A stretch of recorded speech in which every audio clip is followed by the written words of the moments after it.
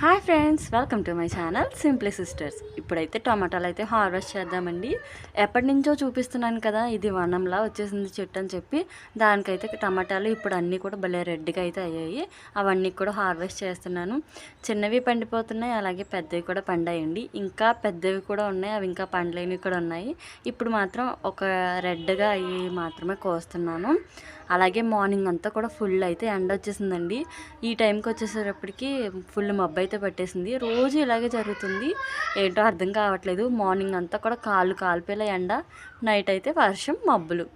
కానీ evening climate అయితే చాలా బాగుంటుంది. అలాగే టమాటాలు చూసారు కదండి, చాలా బాగా వచ్చాయి కదా. అన్నీ కోసిన తర్వాత ఎలా ఉన్నాయి కూడా చూద్దురు. కానీ మొత్తం ఇన్ని అయితే వచ్చాయండి. కొంచెం కలర్ వచ్చినవి కూడా కోసేస్తాను. పురుగులు అయితే ఉంచట్లేదండి, డ్యామేజ్ చేసేస్తున్నాయి మొత్తం.